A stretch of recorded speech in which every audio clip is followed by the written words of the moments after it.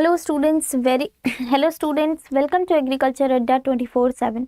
तो एग्रीकल्चर अड्डा 24/7 के official YouTube channel पर आप सभी स्टूडेंट्स का बहुत बहुत स्वागत है। तो गाइज़, आज तो दिवाली है, आप सभी को wish you very happy Diwali. और आई होप कि आपकी लाइफ भी हमेशा जैसे दिवाली में दिए जलते हैं, दिए की लाइटनिंग से जितना भी डार्कनेस होता है हमेशा के लिए ख़त्म हो जाता है, ऐसे ही आपकी लाइफ में भी इन दियों की तरह ब्राइटनेस हमेशा बनी रहे, राइट। तो इसी बहुत ही ब्यूटीफुल थॉट के साथ आज की हमारी क्लास शुरू करते हैं, राइट। तो गाइज़, आई थिंक कि आज आप सभी लोग ज़ोरों शोरों से अपनी दिवाली की तैयारियां कर रहे होंगे और मोस्ट प्रोबेबली बहुत खुश भी होंगे, लेकिन यार क्लासेस भी बहुत ज़्यादा ज़रूरी है ना। तो क्लासेस आज हम लोग करने वाले हैं कुछ काफ़ी ज़्यादा इम्पॉर्टेंट क्वेश्चंस, राइट। तो थोड़ा सा हम लोग कुछ इम्पॉर्टेंट क्वेश्चंस पे भी नज़र डाल लेते हैं। तो आज की क्लास की खास बात ये है कि आज की क्लास में एक तो रिवीजन सीरीज़ है, दूसरा आज की क्लास में जितने भी क्वेश्चन हैं सारे क्वेश्चन मिक्स्ड हैं, ठीक है। तो चलिए गाइस, क्योंकि हमेशा जब आप देखते हो तो IBPS SO की क्लासेस में आपकी सब्जेक्ट वाइज क्लास होती है, पैथोलॉजी की अलग होती है, क्रॉप फिजियोलॉजी की अलग होती है, एनिमल हस्बेंड्री की अलग होती है, लेकिन आज की क्लास की खास बात यही है कि आज की क्लास में सारे क्वेश्चन मिक्सअप हैं। तो आपका रिवीजन प्लस बहुत सारे सब्जेक्ट्स का रिवीजन आपका एक साथ हो जाएगा, ठीक है गाइज। तो चलिए इसी के साथ अपना हमारा आज का क्लास स्टार्ट करते हैं। तो गाइज, क्लास स्टार्ट करने से पहले अगर आप जितने भी स्टूडेंट्स हैं, अगर आप पहली बार एग्रीकल्चर अड्डा 24/7 के चैनल पर विजिट कर रहे हैं तो आप सभी से रिक्वेस्ट है कि चैनल को सब्सक्राइब ज़रूर कीजिए और अड्डा 24/7 के ऐप को भी डाउनलोड कर लीजिए, ताकि यहाँ पर आपको अड्डा 24/7 के ऐप पर मिलते हैं कॉइन्स जिनसे आप बैच के प्राइस को रिड्यूस कर सकते हो। दूसरी बात, आप लोगों ने देखा है कि इससे कुछ दिन पहले आपको जो सरप्राइज़ मिले थे, राइट, 10 करोड़ की दिवाली वाले सरप्राइज़, तो वो उन्हीं स्टूडेंट्स को फर्स्ट कम फर्स्ट सर्व वाला जो चीज़ था कि पहले आओ पहले पाओ, तो वो उन्हीं को मिला था जिनके पास ऐप ऑलरेडी डाउनलोडेड था। तो गाइज़, इसलिए आप ऐप को ज़रूर से डाउनलोड कर लीजिए, क्योंकि मैक्सिमम मॉक टेस्ट भी आपको ऐप पर ही मिलते हैं, ठीक है। तो चलिए गाइज़, स्टार्ट करते हैं हमारी आज की क्लास। ओके, तो भाई गाइज़, आज है दिवाली, ओके और दिवाली के मौके पर अगेन अड्डा 24/7 लेकर के आया है आपके लिए 80% ऑफ आपके सारे बैचेस पर, प्लस महापैक पर डबल वैलिडिटी, राइट, महापैक पर डबल वैलिडिटी। लेकिन ये 80% ऑफ प्लस महापैक पर डबल वैलिडिटी आपको कैसे मिलेगा? तो ये आपको मिलेगा एक कूपन कोड अप्लाई करने से, जो कि है Y447A, ठीक है।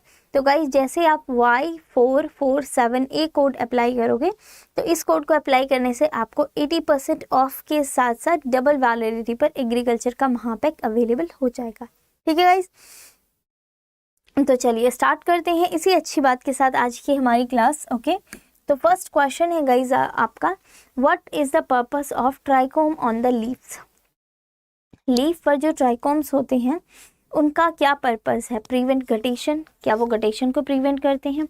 या फिर acts in the rapid exchange of the gases, या आपका गैसेस का जो रैपिड एक्सचेंज होता है उसमें वो हेल्प करते हैं? या फिर इंक्रीज ट्रांसपिरेशन, या फिर वो ट्रांसपिरेशन को इंक्रीज करते हैं? या फिर रिड्यूस द ट्रांसपिरेशन? तो गाइज, यहाँ पर आपका करेक्ट आंसर क्या होने वाला है, बताइए। What is the purpose of trichomes on the leaves? Leaves में ट्राइकोम्स का क्या पर्पस है? ट्रांसपिरेशन इंक्रीज करना, डिक्रीज करना, rapid exchange of the gases and prevent the guttation. तो बताइए गाइज, इस क्वेश्चन का करेक्ट आंसर क्या होगा?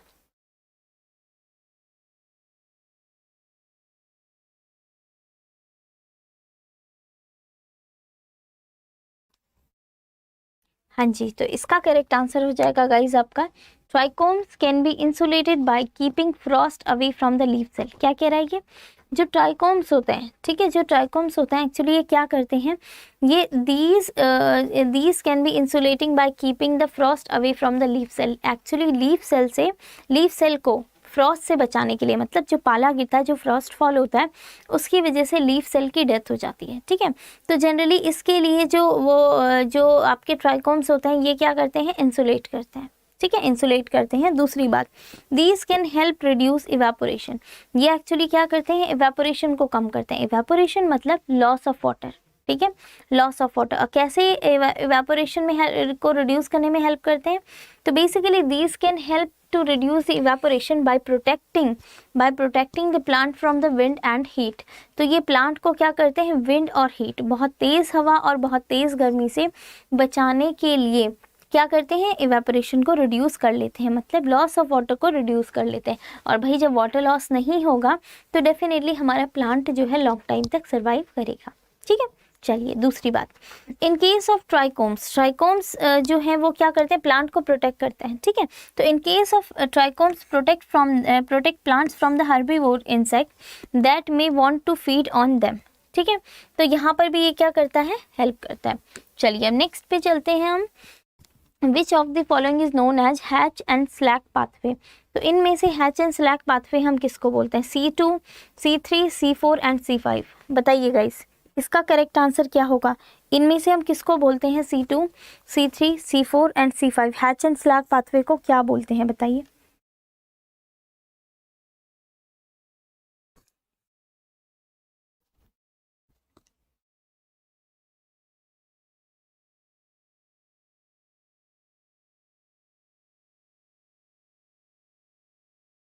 हैच एंड स्लैक पाथवे को हम क्या बोलते हैं बताइए।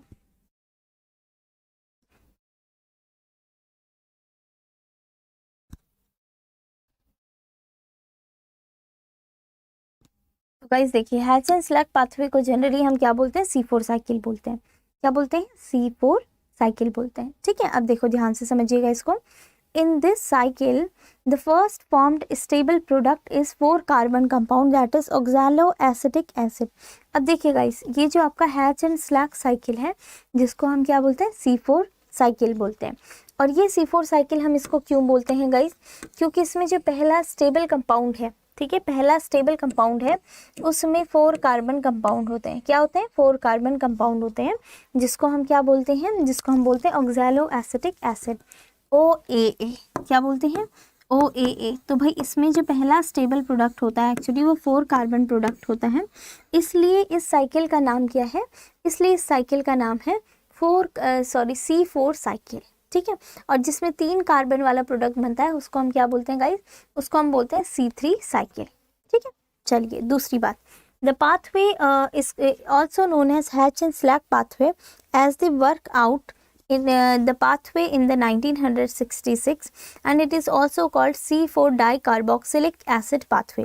तो गाइज इस पे एक्चुअली हैच एंड स्लैक ने काफ़ी ज़्यादा काम किया था, तो इसलिए उनके नाम पर भी इस पाथवे का नाम रखा गया है, हैच एंड स्लैक पाथवे। इसके अलावा इसे C4 डाइकार्बोक्सिलिक एसिड पाथवे भी बोला जाता है। तो गाइज इन तीनों नाम को आप याद रखिएगा, hatch and Slack pathway, C4 pathway and C4 cycle, hatch and Slack pathway and C4 dicarboxylic acid pathway. ठीक है, चलिए अब नेक्स्ट क्वेश्चन पे हम आ जाते हैं गाइज। नेक्स्ट क्वेश्चन है आपका, reverse Krebs cycle can be found in which of the following.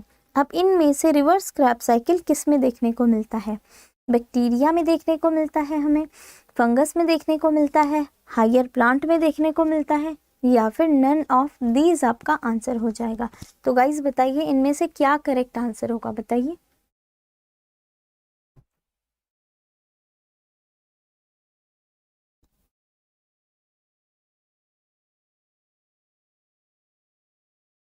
बताइए,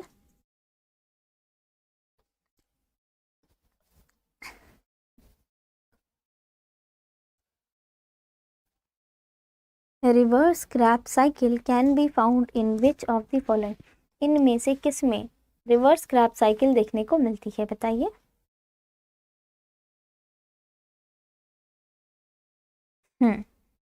तो गाइज अगर हम रिवर्स क्रैब साइकिल की बात करते हैं तो बैक्टीरिया में रिवर्स क्रैब साइकिल देखने को मिलती है। देखिए, the reverse Krebs cycle also known as reverse tricarboxylic cycle. ऐसा क्यों बोलते हैं इसको, रिवर्स TCA साइकिल क्यों बोलते हैं, क्योंकि गाइस क्रैब साइकिल का नाम क्या है, ट्राइकार्बोक्सिलिक साइकिल भी है। क्या है, ट्राई कार्बोक्सिलिक साइकिल भी है। इसलिए अगर हम रिवर्स क्रैब साइकिल की बात कर रहे हैं तो हम उसको रिवर्स ट्राई कार्बोक्सिलिक साइकिल भी बोल सकते हैं। ठीक है, अब देखो किस में मिलती है ये, तो गाइस देखिए इसको ध्यान से समझिएगा। द रिवर्स TCA साइकिल और reverse citric acid cycle is a sequence of chemical reaction as used by some bacteria to produce carbon compound from the carbon dioxide and water by use of energy rich reducing agent as the electron donor। तो भाई ये कौन use करता है, ये जो आपका reverse Krebs cycle है ये बैक्टीरिया यूज़ करता है। क्या करता है, बैक्टीरिया इसको यूज़ करता है। और किस लिए यूज़ करता है, ताकि वो क्या कर सके, कार्बन कंपाउंड्स को बना सके। और किससे कार्बन कंपाउंड्स को बनाता है, कार्बन डाइऑक्साइड एंड वाटर से। बात समझ आई। तो बैक्टीरिया यहाँ पर क्या करता है, रिवर्स क्रैब साइकिल क्यों यूज़ करता है गाइस, ताकि वो CO2 प्लस वाटर से, ठीक है, CO2 प्लस वाटर से क्या बना सके, कार्बन कंपाउंड का फॉर्मेशन कर सके। क्या कर सके, कार्बन कंपाउंड्स को बना सके। इसलिए क्या करता है, रिवर्स क्रैब साइकिल चलाता है। ठीक है, इतनी बात क्लियर हो गई, ये यहाँ पर अच्छे से समझ में आ गया, भूलना नहीं है। देखिए ध्यान से आंसर्स देखिए। ठीक है, चलिए अब हम चलते हैं गाइज नेक्स्ट क्वेश्चन पे। नेक्स्ट क्वेश्चन हो जाएगा हमारा, ये देखिए नेक्स्ट क्वेश्चन है हमारा, विच of the following gave the theory of osmotic water absorption. अब ये पूछ रहा है आपसे, विच of the following gave the theory of osmotic water absorption. इनमें से ऑस्मोटिक वाटर एब्जॉर्प्शन की जो थ्योरी है वो किसने दी थी, कैल्विन ने दी थी, ऑप्शन नंबर 2 इमर्सन ने दी थी, option number 3 Atkins and Presley ने दी थी, या फिर ऑप्शन नंबर 4 थिमन एंड क्रेमर ने दी थी। तो गाइज आपके पास 4 ऑप्शन दे रखे हैं, इनमें से आपको करेक्ट आंसर बताना है कि इनमें से कौन से ऐसे साइंटिस्ट थे जिन्होंने ऑस्मोटिक वाटर एब्जॉर्प्शन की थ्योरी को बताया था। बताइए।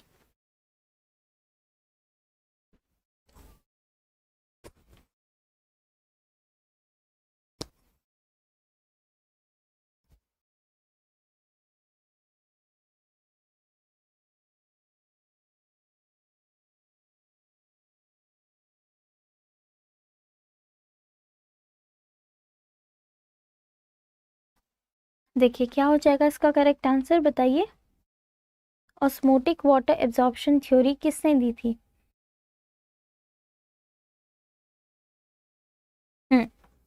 ऑस्मोटिक वाटर एब्जॉर्प्शन की जो थ्योरी थी ये किसने दी थी, एटकिंस एंड प्रिस्ले ने दी थी। ठीक है, ध्यान रखिएगा, स्टूडेंट्स अक्सर इसमें कंफ्यूज हो जाते हैं, तो आपको इसमें कंफ्यूज नहीं होना, Atkins and Presley correct answer होगा। ठीक है, अब देखो गाइस, पहले तो एक्टिव ऑस्मोटिक एब्जॉर्प्शन थ्योरी, ठीक है, इसको पहली बार एटकिंस ने दिया था। ठीक है, और फिर उसके बाद एक्चुअली एक साथ दोनों ने एक्सप्लेन नहीं किया था, पहले एटकिंस ने बताया था, फिर उसके बाद प्रिस्ले ने बताया था। ठीक है, दूसरी बात, इस थ्योरी को उन्होंने जब एक्सप्लेन किया तो उन्होंने बताया the absorption of water by root from the soil, कि वाटर का जो एब्जॉर्प्शन है, ठीक है, वाटर का जो एब्जॉर्प्शन है वो सॉइल से हो रहा है। ठीक है, वो सॉइल से हो रहा है, और ये एब्जॉर्प्शन कौन कर रहा है, ये एब्जॉर्प्शन जो है वो कर रही है प्लांट की रूट। कौन कर रही है, प्लांट की रूट।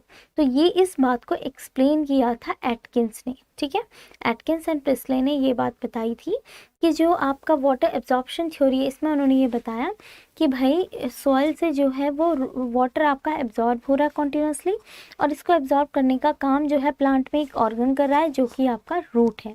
ठीक है, और जिससे वाटर जो है पूरे के पूरे प्लांट को अवेलेबल हो पा रहा है।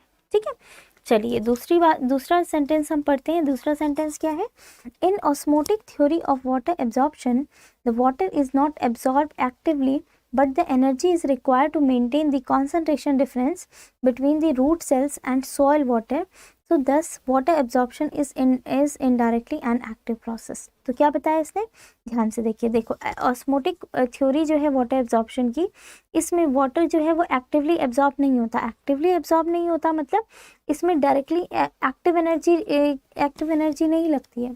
ठीक है, एक्टिव एनर्जी नहीं लगती मीन्स जिसमें डायरेक्ट एटीपी यूज होता है, एक्टिव एनर्जी वो होती है। ठीक है, तो क्या कह रहा है इसमें, does not absorb the actively, ये क्या करता है, एक्टिवली एब्जॉर्ब नहीं करता, but energy is required to maintain the concentration difference between root cell and soil water. लेकिन यहाँ पर रूट सेल और सॉइल वाटर इन दोनों के बीच में, ठीक है, इन दोनों के बीच में कॉन्सेंट्रेशन ग्रेडियंट में कॉन्सेंट्रेशन डिफरेंस रखना बहुत ज़्यादा ज़रूरी है। और ये क्यों ज़रूरी है? तो गाइस देखो, ये डिफरेंस एक्चुअली इसलिए ज़रूरी है क्योंकि अगर दोनों के कॉन्सेंट्रेशन में डिफरेंस नहीं होगा, दोनों का कॉन्सेंट्रेशन अगर अलग अलग नहीं होगा तो एब्जॉर्प्शन नहीं होगा, ऑस्मोसिस नहीं होगी। बात समझे? चलो दूसरी बात हम करते हैं, this water absorption indirectly and active process. इसलिए जो वाटर एब्जॉर्प्शन है ये क्या है? इनडायरेक्टली एक एक्टिव प्रोसेस है। बात समझे? ठीक है, चलिए अब चलते हैं नेक्स्ट क्वेश्चन पे। देखिए नेक्स्ट क्वेश्चन है आपका, the Hill reaction takes place in which of the following. अब गाइस देखो, हिल रिएक्शन जो है वो किस में होती है? Stroma, grana of the chloroplast and both N B and only grana. तो गाइज इसमें अब आप करेक्ट आंसर बताइए क्या होगा? The Hill reaction takes place in which of the following. Hill reaction जो है मैंने आपको कई बार क्लासेस में, अच्छा बॉटनी की क्लास में बताया, सुबह वाली क्लास में नहीं बताया ना, ठीक है, बताइए इसका करेक्ट आंसर क्या होगा? हिल रिएक्शन जो है ये कौन सी जगह पे होती है? Stroma, grana of chloroplast, both A and B and only grana. बताइए।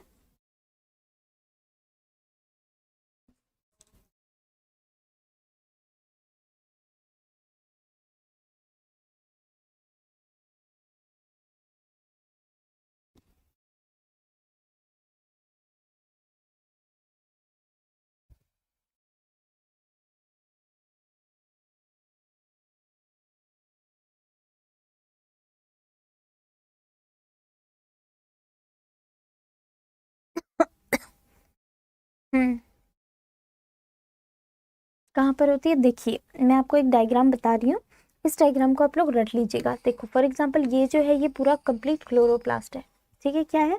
क्लोरोप्लास्ट है, ठीक है। इसके अंदर से एक और एक्स्ट्रा लेयर है क्योंकि डबल मेम्ब्रेनस होता है, ठीक है। अब देखो इसके अंदर एक इस तरीके से एक स्ट्रक्चर होता है, क्या होता है? इस तरीके से एक स्ट्रक्चर होता है, ठीक है। इस तरीके से स्टार्टिंग होती है, इसकी स्टैकिंग होती है। स्टैकिंग मतलब ये एक है, एक के ऊपर दूसरा, दूसरे के ऊपर तीसरा। तो गाइस ये जो सिंगल है, ये जो सिंगल है इसको बोलते हैं हम थाइलाकॉइड। क्या बोलते हैं? थाइलाकॉइड बोलते हैं। बात समझ आई? ठीक है। और इस पूरे को ग्रुप में हम बोलते हैं ग्रेना। क्या बोलते हैं? ग्रेना बोलते हैं, ठीक है। बात समझे? ओके। अब इसके बाहर की तरफ यहाँ पर जो होता है ना, दैट इज कॉल्ड स्ट्रोमा। उसको हम क्या बोलते हैं? सॉरी, यहाँ पर जो है इसको बोलते हैं स्ट्रोमा। स्ट्रोमा यहाँ पर क्या बनता है आपका? यहाँ पर जो कार्बन डाइऑक्साइड है ना, ये बनाती है शुगर, दैट इज C6H12O6। क्योंकि शुगर जो है ये कभी भी, ठीक है, शुगर जो है कभी भी कौन नहीं बनाता है? शुगर कभी भी लाइट रिएक्शन नहीं बनाती है, शुगर हमेशा डार्क रिएक्शन बनाती है। लाइट रिएक्शन सिर्फ क्या बनाती है? दो प्रोडक्ट को बनाती है। शुगर सॉरी लाइट रिएक्शन हमेशा सिर्फ दो प्रोडक्ट बनाती है, ATP एंड NADP। गाइस इसे ध्यान रखिएगा, ठीक है। ATP एंड NADP ये दोनों प्रोडक्ट जो है, इन प्रोडक्ट्स को बनाने का काम कौन करती है? लाइट रिएक्शन करती है। जबकि अगर हम डार्क रिएक्शन की बात करें तो डार्क रिएक्शन क्या करती है? शुगर बनाती है। क्या बनाती है? शुगर, जो फूड प्लांट का होता है, ठीक है। तो अब समझ में आया कि कहाँ पर होगी? कहाँ पर होगी? ग्रेना में होगी, ठीक है। चलिए अब नेक्स्ट क्वेश्चन पर हम आते हैं गाइस। तो देखिए, light reaction occurs in the grana and thylakoid whereas the dark reaction occurs in the stroma of the chloroplast। बात समझे? तो मैंने आपको क्या बोला था? बाहर की तरफ जो होता है वो स्ट्रोमा होता है और वहां पर डार्क रिएक्शन होती है, जबकि अंदर की तरफ क्या होती है? लाइट रिएक्शन होती है, ठीक है। जहाँ पर हमारा क्या होता है? थाइलाकॉइड होता है और उसकी स्टैकिंग को हम क्या बोलते हैं? ग्रेना बोलते हैं, ठीक है। It is also known as Hill reaction, और इसी को हम क्या बोलते हैं गाइस? हिल रिएक्शन बोलते हैं, ठीक है। अब देखो, this takes place in the presence of light. ये जनरली क्या होता है? लाइट की इन प्रेजेंस में होता है, ठीक है। अब यहाँ पर क्या होता है गाइस? वाटर की स्प्लिटिंग होती है, मतलब वाटर जो है टूटता है, ठीक है। किसमें? During the photosynthesis and it is called photolysis. तो भाई इलेक्ट्रॉन्स को देने के लिए, किस लिए? इलेक्ट्रॉन्स को देने के लिए यहाँ पर सबसे पहले क्या होता है? वाटर की स्प्लिटिंग होती है। क्या होगी? वाटर की स्प्लिटिंग होगी, मतलब H2O जो है इसका ब्रेकडाउन होगा, ठीक है। ब्रेकडाउन होगा तो H2 अलग और H अलग और OH अलग, ठीक है, इस तरीके से। और यहाँ से ये क्या होता है? फिर इलेक्ट्रॉन रिलीज करता है जिससे एनर्जी मिलती है और बाकी आगे की प्रोसेस हमारी कंटिन्यू होती है, ठीक है। चलिए, तो this takes place in the presence of light and the splitting of water during the photosynthesis is called photolysis. इसको हम क्या बोलते हैं गाइस? फोटोलाइसिस बोलते हैं, ठीक है। अब देखो, हिल reaction proves that in the photosynthesis oxygen is release from the water. तो यहाँ पर क्या होता है, वाटर से ऑक्सीजन जो है वो रिलीज आउट होती है। बात समझ आई, ठीक है। तो हिल रिएक्शन ये प्रूव करती है कि फोटोसिंथेसिस में, ठीक है, that in photosynthesis oxygen is release from the water. Water से क्या रिलीज होता है, ऑक्सीजन रिलीज होती है, ठीक है। अब इतनी बात आई थिंक आपको समझ में आ गई होगी, इसको मैंने डिटेल में आपको समझा दिया है, ठीक है। चलिए अब नेक्स्ट क्वेश्चन पे हम चलते हैं गाइज। नेक्स्ट क्वेश्चन है आपका ये रहा, which of the following have no role in photosynthesis. तो इसमें से ऐसा कौन सा है जिसका फोटोसिंथेसिस में कोई भी रोल नहीं है, बताइए। एंथोसाइनिन, ज़ैंथोविल, फाइकोएरिथ्रिन या फिर फाइकोसाइनिन। अब बताइए गाइस इसमें आपका करेक्ट आंसर क्या होगा, बताइए।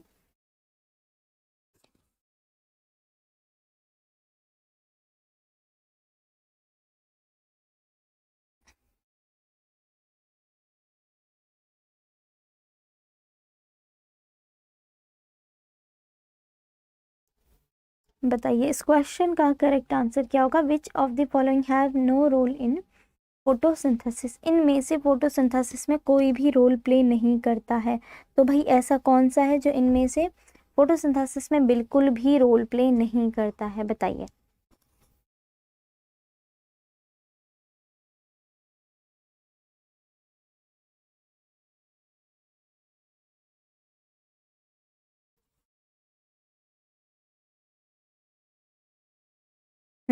तो इसमें से कौन सा है ऐसा जो रोल प्ले करता है, सॉरी नहीं करता है, तो एंथोसाइनिन। क्योंकि गाइस देखो एंथोसाइनिन क्या होता है, एक कलर्ड पिगमेंट होता है, ठीक है, कलर्ड पिगमेंट होता है प्लस वाटर सॉल्युबल होता है, ठीक है।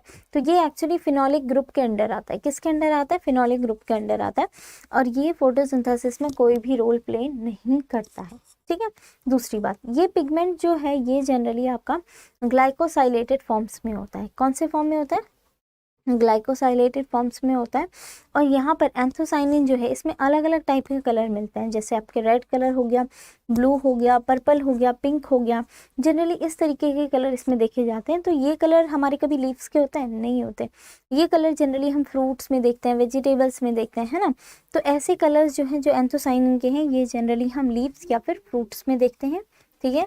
तो ये जो है जनरली आपके फोटोसिंथेसिस में कोई भी हेल्प नहीं करता है एंथोसाइनिन, ओके। चलो अब दूसरी बात हम लोग पढ़ लेते हैं guys. Berries, currant grapes and some tropical fruits have high anthocyanin content.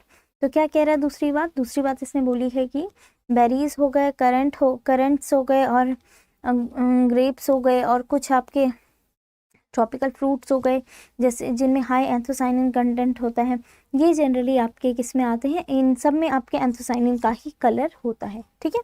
जो एंथोसाइनिन है वो ही इनमें क्या करता है, एक न्यू कलर फिल करता है, ठीक है। जिसकी वजह से आपने ग्रेप्स का कलर देखा होगा, बिल्कुल ग्रीन होता है।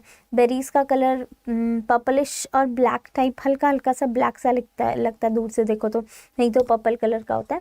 तो ऐसे कलर जनरली हमें देखने को मिलते हैं, ठीक है। चलिए अब नेक्स्ट क्वेश्चन पे चलते हैं गाइस। हमारा नेक्स्ट क्वेश्चन क्या है, तो नेक्स्ट क्वेश्चन है हमारा, dark reaction takes place in which of the following. इनमें से डार्क रिएक्शन किस में होगी, ये तो फटाक से आंसर कर दोगे, है ना, जल्दी से आंसर कर लोगे आप लोग। अब बताइए इसका करेक्ट आंसर क्या होगा। Grana, stoma of the chloroplast and mitochondria, बताइए।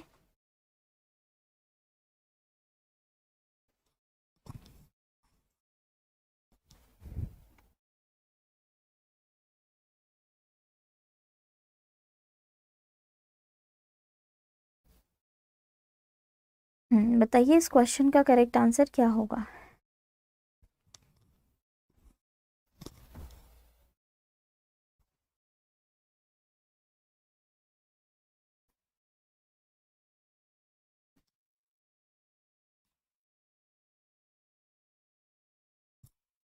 तो गाइज यहाँ पर आपका करेक्ट आंसर क्या हो जाएगा, स्टोमा ऑफ क्लोरोप्लास्ट। मैंने आपको बता दिया ना, स्टोमा में होता है। कहाँ पर होगा, स्टोमा में होगा। मैंने बताया था ना कि जो आपका अंदर की तरफ क्या होता है, थाइलाकॉइड होता है, ग्रेना होता है, ग्रेना में थाइलाकॉइड, जहाँ पर क्या होता है, लाइट रिएक्शन होती है।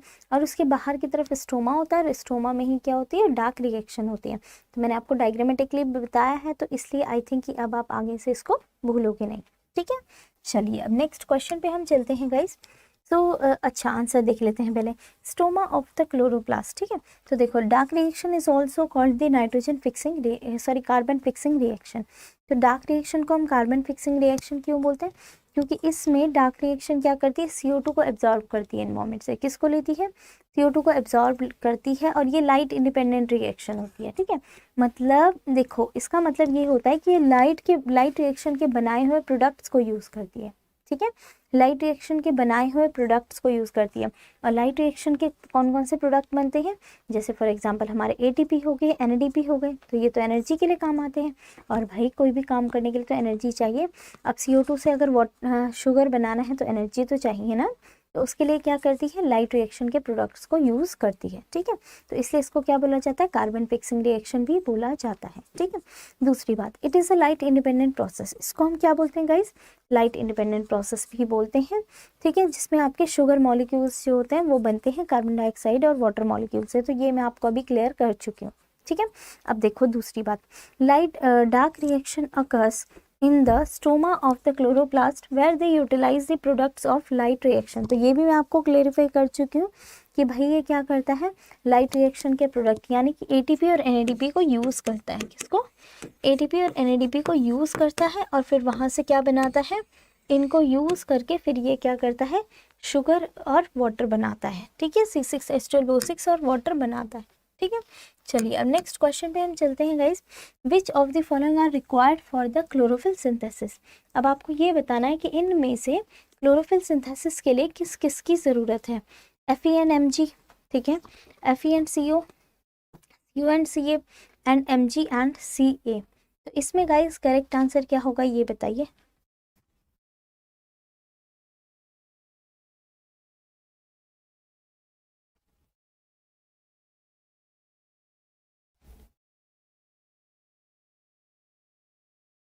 इसमें देखिए करेक्ट आंसर क्या होगा,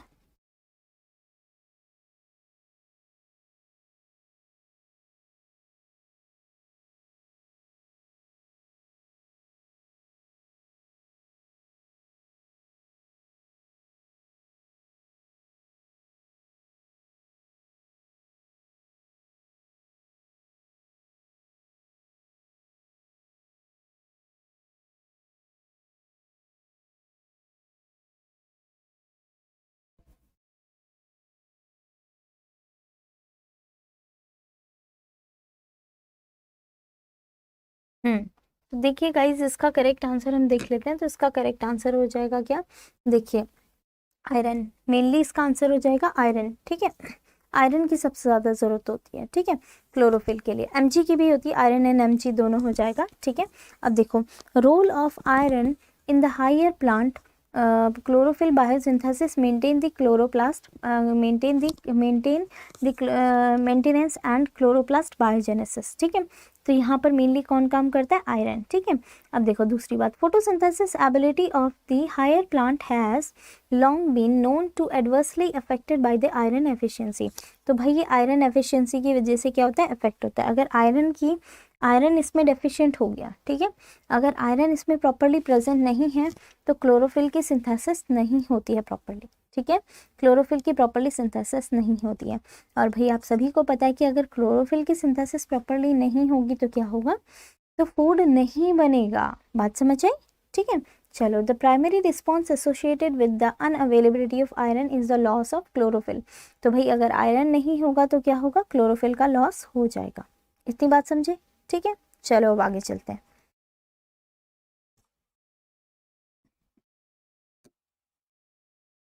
नेक्स्ट क्वेश्चन पे चलते हैं गाइस। नेक्स्ट क्वेश्चन है आपका, the best age of dehorning is. यहाँ से आपके एनिमल हस्बेंड्री के क्वेश्चन आ गए हैं। Best age of dehorning is 1 week, 4 week, 8 week and 6 week. बताइए इसका करेक्ट आंसर क्या होगा।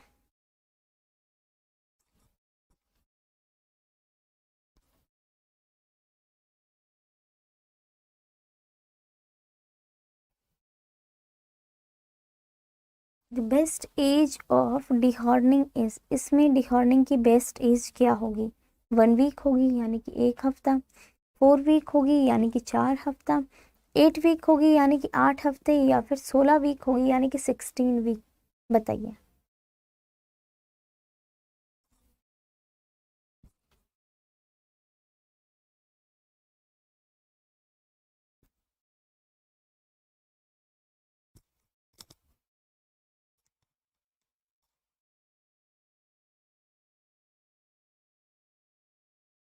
क्या होगा इस क्वेश्चन का आंसर बताइए। डिहॉर्निंग की एज क्या होगी? Best age of dehorning is 1 week, 4 week, 8 week and 16 week.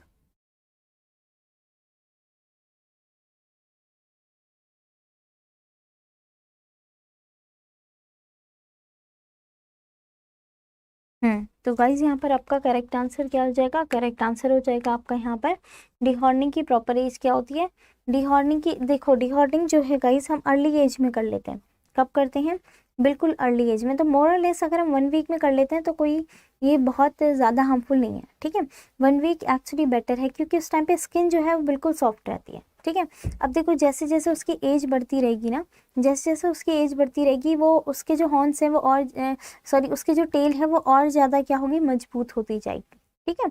तो इसलिए हम क्या करते हैं, छोटी एज में ही जनरली उसको रिमूव कर देते हैं, ठीक है, डिहॉर्निंग कर देते हैं, ठीक है। अब देखो ध्यान से देखिएगा, the process of dehorning yearlings and older animals is painful and cause copious bleeding. तो भाई ये बहुत ज़्यादा पेनफुल होता है गाइज, और इससे बहुत ही ज़्यादा ब्लीडिंग होती है, ठीक है। फॉर एग्जाम्पल अगर मैं आपको बोलूँ कि जैसे गर्ल्स हैं, ठीक है, लड़कियां हैं, बचपन में वो अपने पियर्सिंग करा लेती हैं आई नोज़ में और ईयर्स में, ठीक है। वही पियर्सिंग अगर आप बचपन में ना करवा के अगर आप 21 22 ईयर्स में करवाओ तो बहुत ज़्यादा पेनफुल होती है क्योंकि स्किन थोड़ी सी क्या होती है? हार्ड हो जाती है, ठीक है। तो ऐसा ही एनिमल्स में भी होता है कि भाई वही अगर आप बहुत बाद में करते हो तो वो पक्की हो जाती है, जिसकी वजह से क्या होता है? बहुत ही ज़्यादा पेनफुल होती है। इनफैक्ट बचपन में भी वो पेनफुल होती है, लेकिन उस टाइम पे स्किन जो होता है बिल्कुल सॉफ्ट होता है, तो उसको कट करना थोड़ा सा ईजी रहता है। इसमें ब्लीडिंग बहुत ज़्यादा होती है, ठीक है। ऑब्वियसली यार अगर आप बॉडी का कोई पार्ट कट कर रहे हो तो डेफिनेटली उससे ब्लीडिंग तो होगी और पेनफुल तो होगा ही, है ना।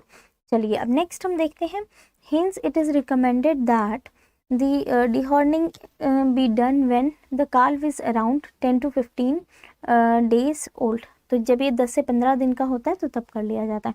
तो मोर लेस 1 वीक आप बोल सकते हो, ठीक है। अब देखो, it is also preferable that surgical process भी carried out when the climate is dry और एक्सपेक्टेड टू बी ड्राई।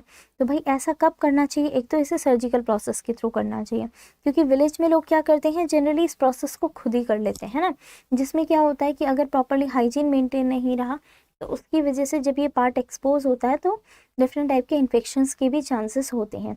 तो इसलिए ये प्रेफर करना चाहिए कि उसको कौन करे? एक तो स्किल्ड पर्सन करे, दूसरा अगर उसको सर्जिकल के थ्रू करा जाए तो वो बेटर रहता है, मच बेटर होता है। दूसरा, इसके लिए क्लाइमेटिक कंडीशन को भी ध्यान में रखना चाहिए। क्लाइमेटिक कंडीशन कैसे? अब देखो जैसे फॉर एग्जांपल अगर मैं बात करूँ रेनी सीजन की, ठीक है। अब देखो गाइज रेनी सीजन में सबसे ज़्यादा इन्फेक्शन होता है। फॉर एग्जांपल आप अपने लिए ही देख लो, ह्यूमन बींग्स अगर कहीं स्किन में कट जाता है तो क्या होता है फिर उस टाइम पे वो बहुत जल्दी पक जाता है ना, ख़राब हो जाता है। तो इसलिए आप जल्दी से क्या करते हो? एंटीसेप्टिक यूज़ करते हो। लेकिन वही अगर आपको विंटर या समर सीजन में होता है एक्सट्रीम, तो तब आप ज़्यादा इतना ज़्यादा ध्यान नहीं देते हो। तो जनरली ये क्लाइमेट के ऊपर भी डिपेंड करता है। तो जब क्लाइमेट ड्राई होगा उस टाइम पे जनरली अगर आप डिहॉर्निंग का प्रोसेस यूज़ करते हो तो वो ज़्यादा बेटर रहता है, ठीक है। चलिए अब हम आते हैं नेक्स्ट क्वेश्चन पर गाइस। नेक्स्ट क्वेश्चन हो जाएगा आपका, which animal have single stomach with a large caecum unable to ruminate. बताइए इसका करेक्ट आंसर क्या होगा? Sheep, camel, buffalo and donkey.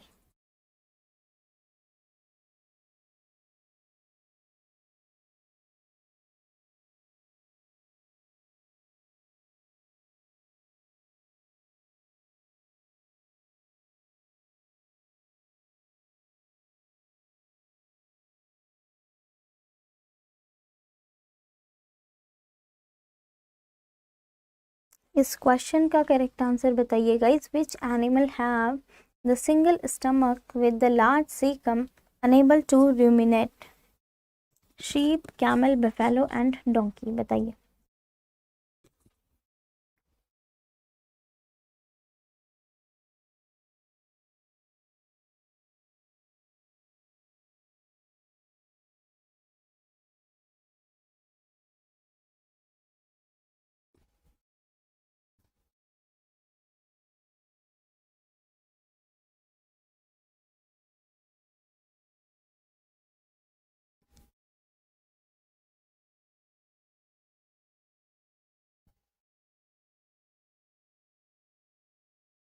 देखिए इसका करेक्ट आंसर क्या होगा?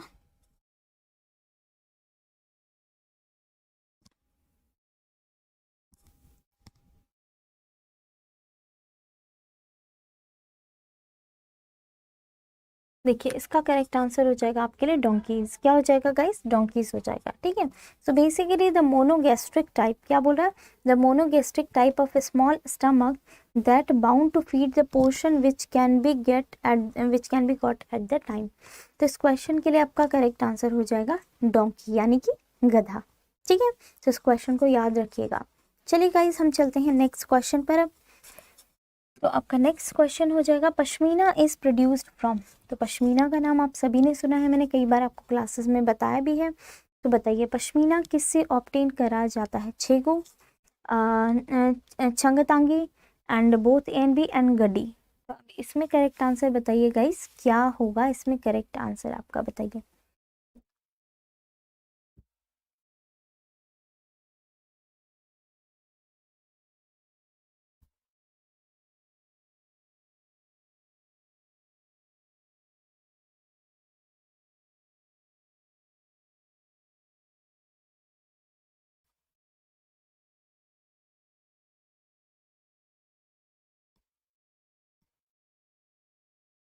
बताइए इस क्वेश्चन का करेक्ट आंसर क्या हो जाएगा? बताइए।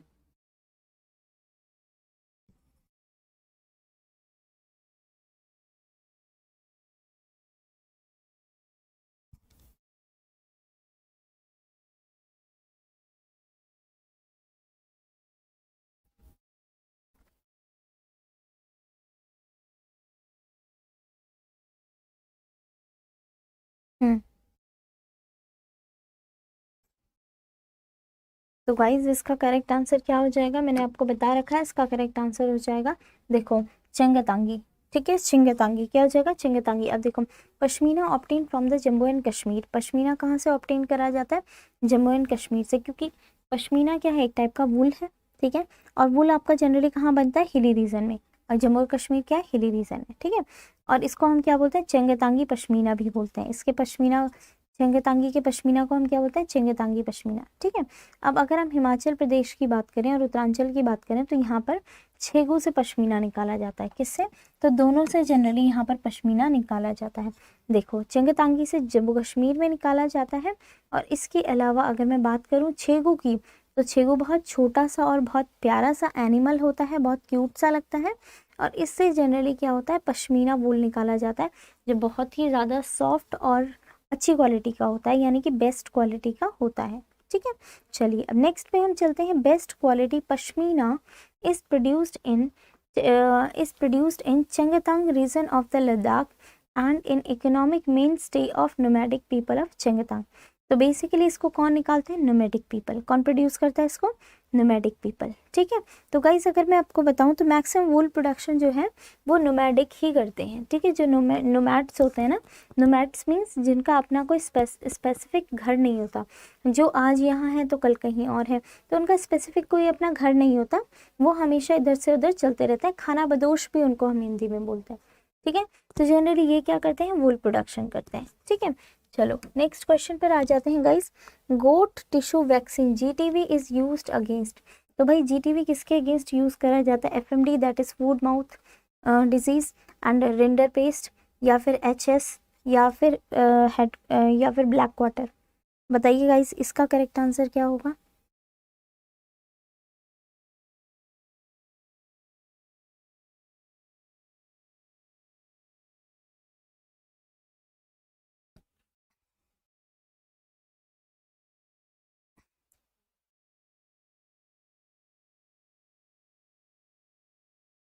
इस क्वेश्चन का करेक्ट आंसर क्या होगा? बताइए। Goat tissue vaccine is used against, किसके अगेंस्ट यूज करी जाती है? FMD foot and mouth disease, rinderpest, HS and black quarter. तो गाइज इसके लिए हमारा करेक्ट आंसर क्या हो जाएगा? बताओ। इसके लिए हमारा करेक्ट आंसर हो जाएगा that will be your rinderpest. क्या हो जाएगा? रिंडर पेस्ट हो जाएगा। ठीक है, so basically national rinderpest eradication programme was launched in the year 1955 to 56। 1955 से 56 के बीच में एक प्रोग्राम लॉन्च किया गया था जिसका नाम था नेशनल रिंडर पेस्ट इराडिकेशन, मतलब रिंडर पेस्ट को इराडिकेट करने के लिए, जड़ से भगाने के लिए, जड़ से ख़त्म करने के लिए, ठीक है, एक प्रोग्राम लॉन्च किया था। और इस प्रोग्राम में क्या था कि जितने भी कैटल या बफेलोज थे, ठीक है, जितने भी कैटल या बफेलोज थे जिनकी एज 6 मंथ से ज़्यादा थी, उनको वैक्सीनेट करा जा रहा था, उन सभी को वैक्सीन लगवाया जा रहा था। किनको? ऐसे कैटल्स या फिर ऐसे काऊ और बफेलो जिनकी एज 6 मंथ से ज़्यादा है, ठीक है, जो 6 महीने से ज़्यादा बड़े हैं, उन सभी को GTV यानी कि उनको गोट टिश्यू वैक्सीन लगाया जा रहा था ताकि उन्हें क्या करा जा सके, इस इन्फेक्शन से बचाया जा सके, ठीक है। चलिए अब नेक्स्ट क्वेश्चन पे हम चलते हैं गाइस। नेक्स्ट क्वेश्चन हो जाएगा आपका ये रहा, this your next question, Maldhari nomads is related to which breed. तो भाई आपको ये बताना है कि मालधारी नोमैड जो है इनमें से कौन सी ब्रीड से रिलेटेड है, मुर्रा, मेहसाना, जफराबादी, सूरती। आराम से आंसर दो पर ध्यान से आंसर देना, जल्दबाजी नहीं करनी, ओके।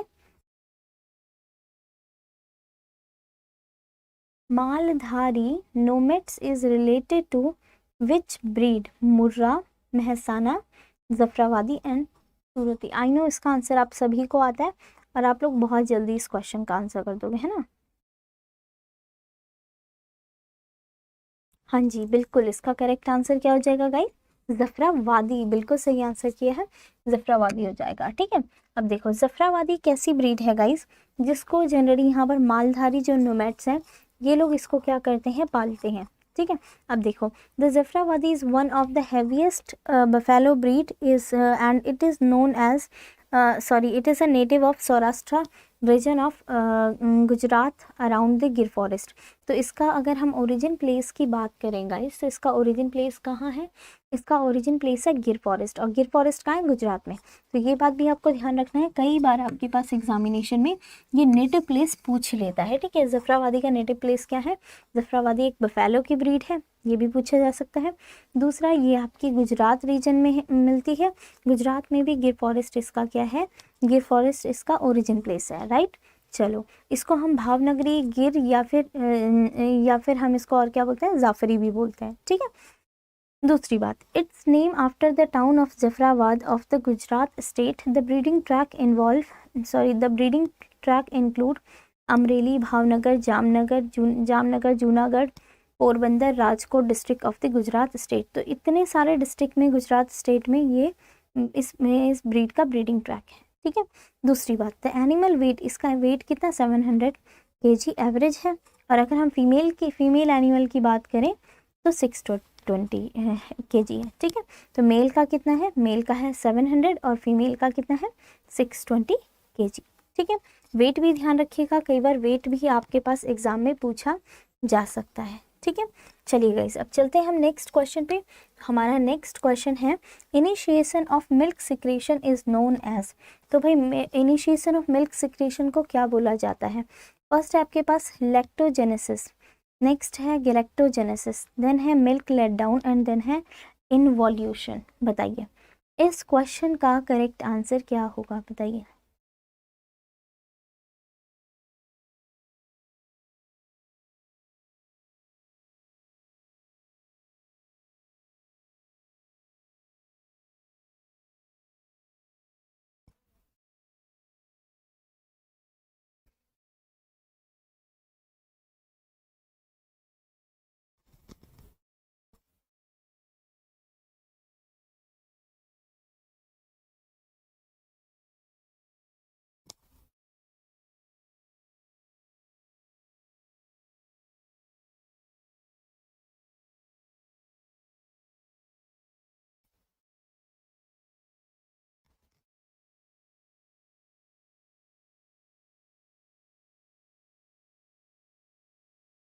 बताइए क्या होगा इसका correct answer guys. Initiation of milk secretion is known as, क्या बोला जाएगा इसे, initiation of milk secretion is known as लैक्टोजेनेसिस।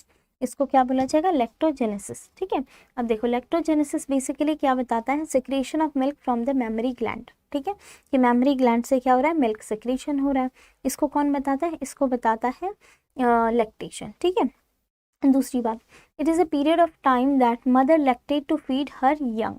तो इस टाइम पे क्या होता है कि मदर जो है वो अपने यंग वंस को, मतलब कि अपने छोटे बेबी को वो क्या करवाती है, फीड करवाती है। ठीक है, चलो दूसरी बात, the process of naturally occurs with all sexually mature female mammal although it may predate the mammals.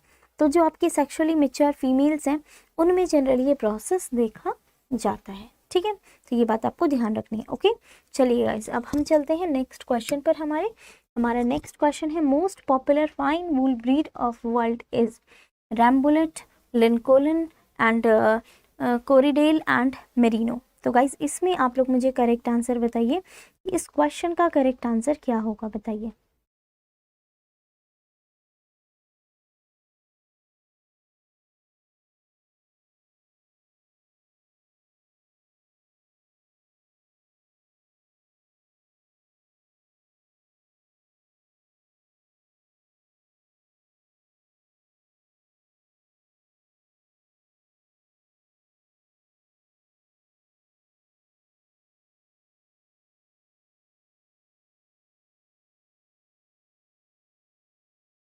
क्या होगा इस क्वेश्चन का करेक्ट आंसर? तो गाइज इस क्वेश्चन के लिए करेक्ट आंसर क्या हो जाएगा, बताइए।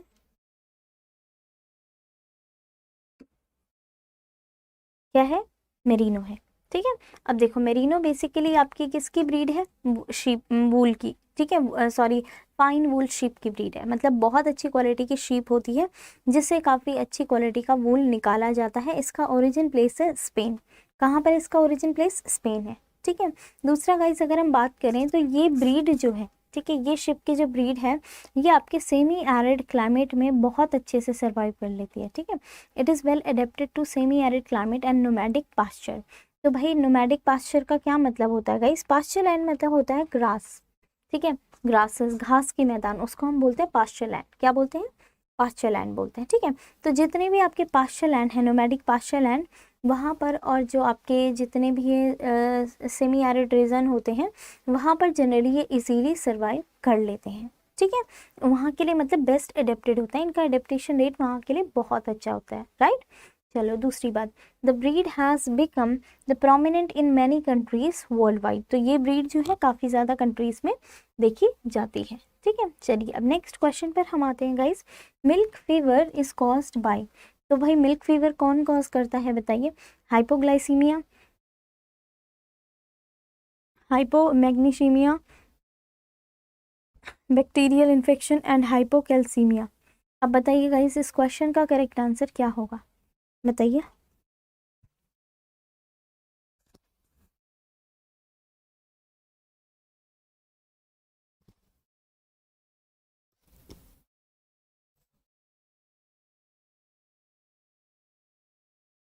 Milk fever is caused by hypoglycaemia, hypomagnesaemia, bacterial infection and hypocalcaemia.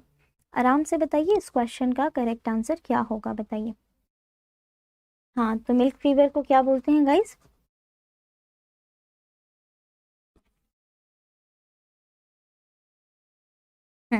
तो मिल्क फीवर हो जाएगा आपका हाइपोमैग्नीशियमिया। क्या हो जाएगा? हाइपोमैग्नीशियमिया।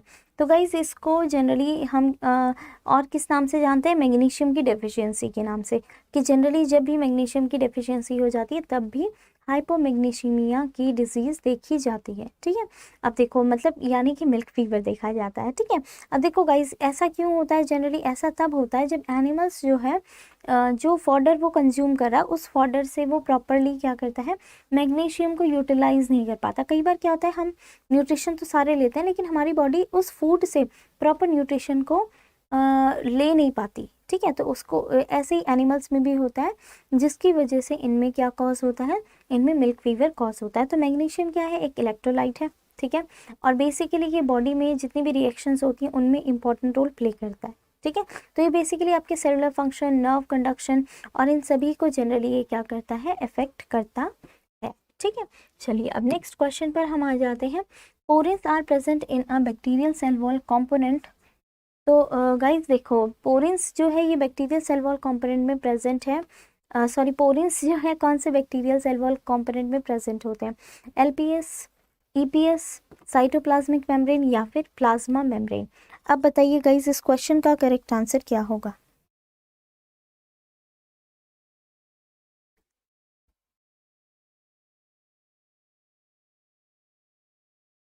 इस क्वेश्चन का करेक्ट आंसर क्या होगा?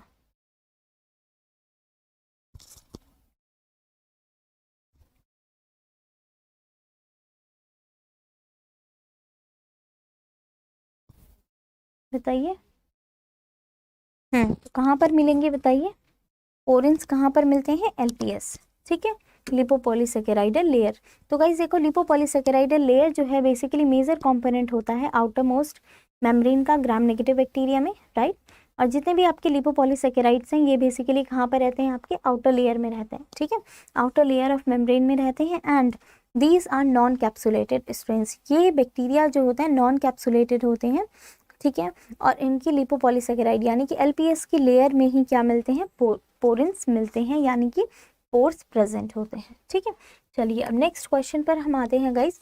न्यूट्रिशनली द फंजाई में बेस्ट कैरेक्टराइज्ड एज, तो भाई न्यूट्रिशनली फंजाई कहाँ से अपना फूड एब्जॉर्ब करता है ये आपको बताना है, ये पूछ रहा है। Photosynthetically photosynthetic autotroph, chemosynthetic autotroph, absorptive heterotroph and ingestive heterotroph. अब बताइए गाइस इस क्वेश्चन का करेक्ट आंसर क्या होगा?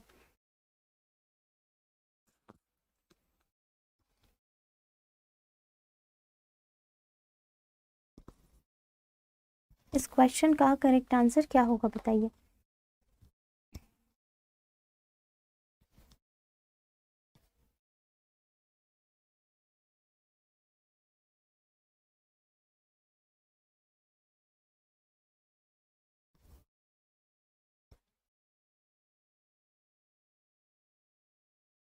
हम्म तो गाइस देखो अगर हम फंगस की बात करते हैं ना, तो फंगस आर बेसिकली एब्जॉर्प्टिव हेटरोट्रॉप। कई बार बताया मैंने आपको, है ना। फंगस क्या होते हैं? एब्जॉर्प्टिव हेटरोट्रॉप होते हैं, मतलब ये न्यूट्रिशन को एब्जॉर्ब करते हैं। क्या करते हैं? एब्जॉर्ब करते हैं न्यूट्रिशन को, राइट। चलो अब नेक्स्ट हाँ एक्सप्लेनेशन देख लेते हैं थोड़ा सा। Fungi are absorptive heterotrophs and they break down the food by secreting the digestive enzyme on the substrate। तो ये क्या करते हैं? जैसे सेल्यूलेज हो गया, पैक्टिनेज हो गया, इस तरीके के बहुत सारे एंजाइम्स को सिक्रीट करते हैं प्लांट के ऊपर, जिसकी वजह से प्लांट जिस सरफेस से भी ये न्यूट्रिशन ले रहे हैं उसका ब्रेक डाउन हो जाता है, ठीक है, और वो सिंपलर कंपाउंड में चेंज हो जाता है। इसीलिए तो ये डिकम्पोजिशन में भी बहुत अच्छा रोल प्ले करते हैं, है ना। चलो तो fungal hyphae has the small volume but large surface area enhancing the fungal absorptive capacity, right। चलिए अब नेक्स्ट क्वेश्चन पर हम चलते हैं। ओके आंसर देख लिया ना? Okay virus enters the plant cell through the virus enters the plant cell through the process of, virus जो है प्लांट सेल में कैसे एंटर करता है? Osmosis, pinocytosis, diffusion and plasmolysis. अब बताइए गाइस इस क्वेश्चन का करेक्ट आंसर क्या होगा? वायरस जो है कैसे एंटर करता है प्लांट सेल में, बताइए।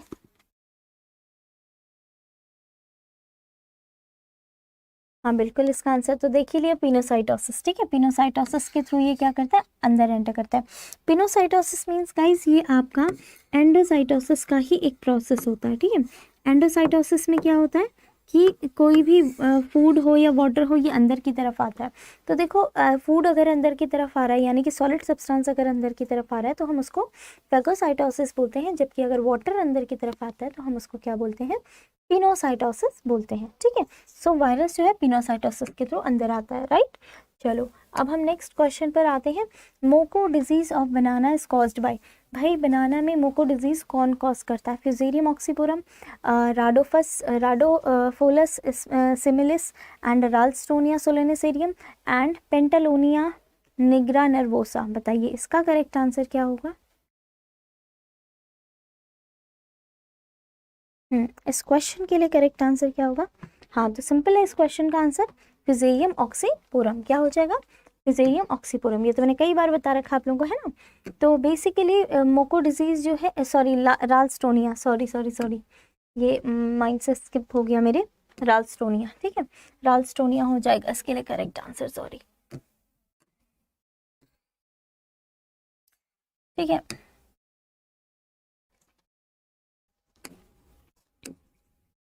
यहाँ पर राल्स्टोनिया करेक्ट आंसर हो जाएगा। ठीक है, चलिए ये लीजिए।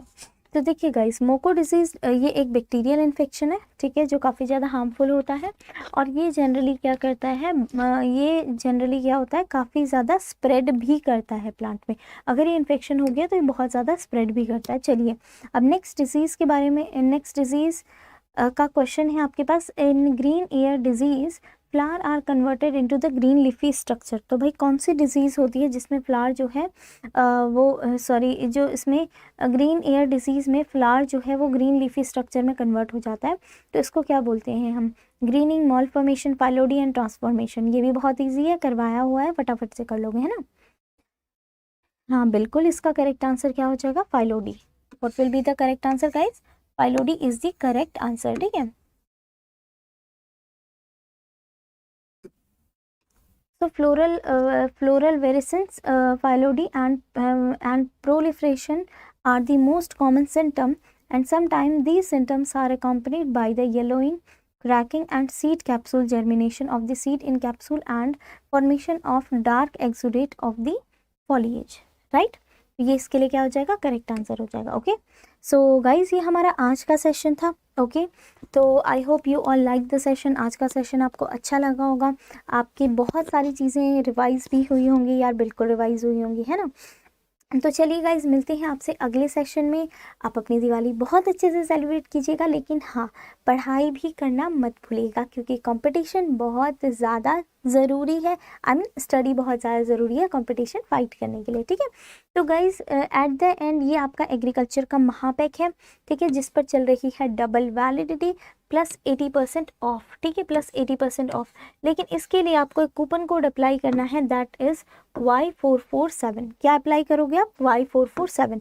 गाइज जैसे ही आप इस कूपन कोड पर अप्लाई करोगे तो इसमें आपको क्या होगा? मैक्सिमम डिस्काउंट यानी कि 80% डिस्काउंट अवेलेबल हो जाएगा और आप इनरोल कर सकते हो बैचेस में। इसके अलावा गाइज ये आपका IBPS SO का बैच है। ठीक है, जो भी स्टूडेंट AFO के एग्ज़ाम की प्रिपरेशन करना चाहते हैं या कर रहे हैं, तो गाइज़ आप इस बैच में इनरोल कर सकते हो। अगर अभी तक आपने अपनी तैयारी शुरू नहीं करी है, अगर अभी तक आपने बैच में इनरोल नहीं किया है, तो गाइज़ फटाफट से इनरोल कीजिए, क्योंकि आपका फॉर्म जो है ये जल्दी ही आ जाएगा। लाइक लास्ट अक्टूबर आपका फॉर्म आ जाता है और नवंबर तक इसकी लास्ट डेट आती है, आई थिंक 26 नवंबर तक, 27 नवंबर तक, और दिसंबर में इसका प्री हो करके जनवरी लास्ट में इसका मेंस भी हो जाता है, और उसके बाद आपकी फाइनल इंटरव्यू की डेट आ जाती है, जिसकी ज्वाइनिंग भी बिल्कुल फिक्स होती है। तो गाइज़ इस जॉब के लिए तो यार बिल्कुल आपको अप्लाई करना चाहिए।